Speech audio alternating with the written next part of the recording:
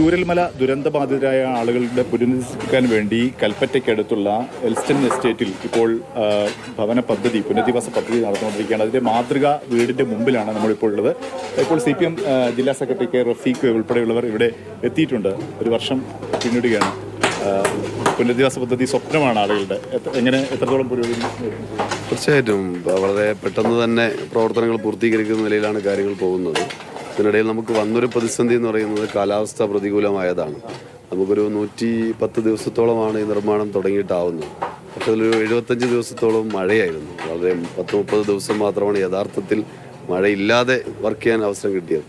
എന്നാലും വളരെ പെട്ടെന്ന് തന്നെ ഈ മാതൃകാ വീടിൻ്റെ നിർമ്മാണം പൂർത്തിയായി. ഇനി ഇവിടെ ആളുകൾക്ക് സന്ദർശിക്കാനൊക്കെയുള്ള അവസരമുണ്ട്. അതോടൊപ്പം തന്നെ മാതൃകാ വീട് നടന്നുകൊണ്ടിരിക്കുന്നത് തന്നെ സമാന്തരമായി ബാക്കി വീടുകളുടെ വർക്കും ആരംഭിച്ചിട്ടുണ്ട്.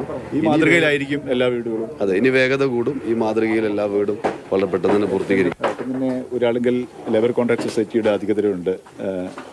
എങ്ങനെ പോകുന്നു പദ്ധതി പുരോഗതി?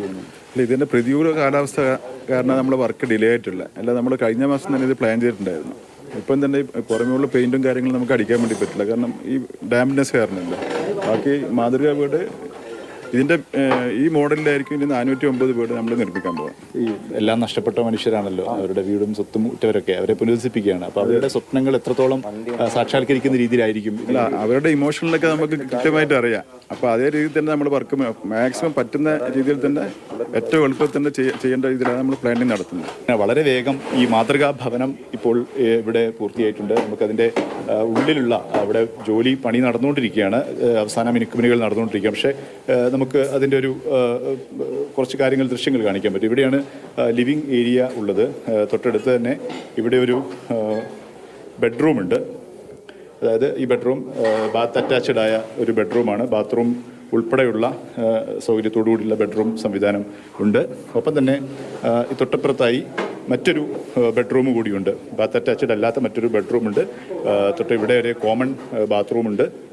ഇവിടെയാണ് കിച്ചൺ സംവിധാനങ്ങൾ ഒരുക്കിയിട്ടുള്ളത്. കിച്ചണോട് ചേർന്ന് തന്നെ ഒരു വർക്ക് ഏരിയ ഉണ്ട്. ആ രീതിയിൽ ഒരു കുടുംബത്തിന് പ്രാഥമികമായും ആവശ്യമുള്ള പ്രാഥമിക സൗകര്യങ്ങളെല്ലാം അടങ്ങിയിട്ടുള്ള ഒരു വീടാണ് ഇപ്പോൾ ഇവിടെ വിഭാവനം ചെയ്തിട്ടുള്ളത്.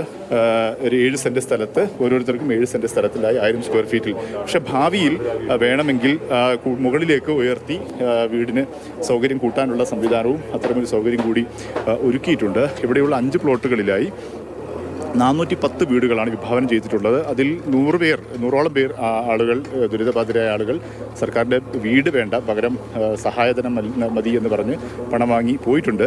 അവർക്ക് മറ്റ് സന്നദ്ധ സംഘടനകളും ഒക്കെ വീട് നിർമ്മിച്ച് നൽകാമെന്നാണ് അറിയിച്ചിട്ടുള്ളത്. ജീവിതം മുന്നോട്ട് കരുപ്പിടിപ്പിക്കാൻ ഉള്ള ഇടമാണ് ഇത്. അതുകൊണ്ട് തന്നെ അത്തരത്തിലുള്ള വൈകാരികമായ ഒരു സ്ഥലം കൂടിയാണ്. അത് ഒക്കെ സാക്ഷാത്കരിക്കുന്ന രീതിയിൽ അവരുടെ സ്വപ്നങ്ങൾ, അവരുടെ വികാരങ്ങളൊക്കെ പ്രതിഫലിപ്പിക്കുന്ന രീതിയിലുള്ള ഒരു ടൗൺഷിപ്പ് ആയിരിക്കും ഇവിടെ ഉയരുക എന്നാണ് സർക്കാരും അതുമായി ബന്ധപ്പെട്ട കേന്ദ്രങ്ങളുമൊക്കെ വ്യക്തമാക്കുന്നത്.